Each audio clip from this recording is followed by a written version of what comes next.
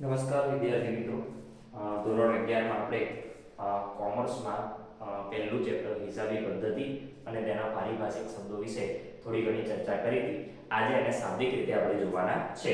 એમાં પહેલું ચેપ્ટર પ્રસ્તાવના, ખાસ ધ્યાન રાખીશું મિત્રો. પ્રસ્તાવના, ઇન્ટ્રોડક્શન.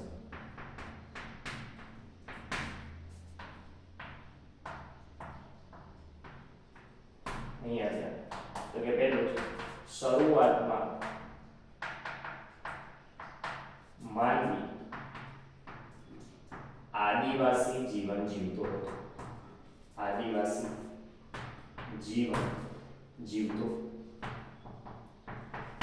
ખોરાકની શોધમાં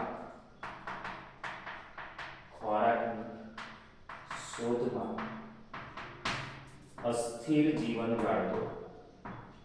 અસ્થિર જીવન ગાળતો. ત્યારબાદ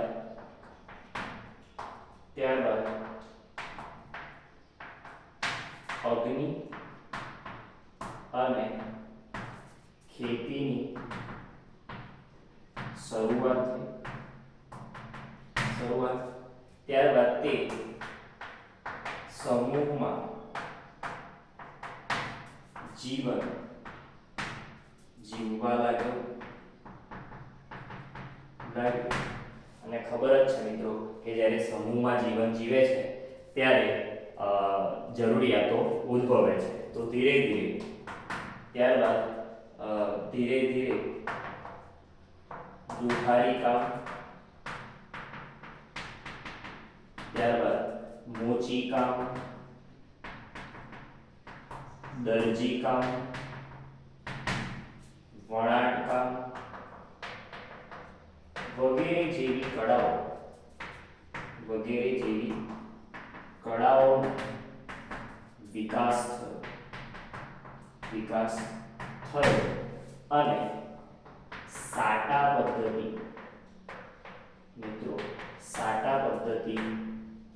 નો ઉપયોગ થવા લાગ્યો. સાટા પદ્ધતિ કોને કહેવાય એની આપણે કાલે ડિટેલમાં ચર્ચા કરી છે. ત્યારબાદ સાટા પદ્ધતિમાં મર્યાદા આવી. બરાબર ને? તો કે એની ચર્ચા પણ આપણે ગઈકાલે કરી હતી કે સાટા પદ્ધતિમાં મર્યાદા આવી. ત્યારબાદ સાટા પદ્ધતિની મર્યાદા દૂર કરવા સર્વ સ્વીકૃત માધ્યમ તરીકે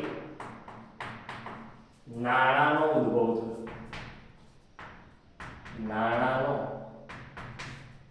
ઉદ્ભવ થયો. રેડી? ત્યારબાદ સમય જતા શાક પર વ્યવહારો થવા લાગ્યા અથવા તો થયા. તેથી તેને યાદ રાખવું મુશ્કેલ બન્યું. શરૂઆતમાં દિવાલ પર કોલસા વડે લખવાની શરૂઆત થઈ. પરંતુ વ્યવહારો વધતા જે વ્યવસ્થિત લખાણ રજૂ થયું તેને નામું કહેવામાં આવે છે. નામું અથવા તો હિસાબી પદ્ધતિ કહેવામાં આવે છે. ફરીથી મિત્રો, શરૂઆતમાં માનવી આદિવાસી જીવન કાઢતો હતો.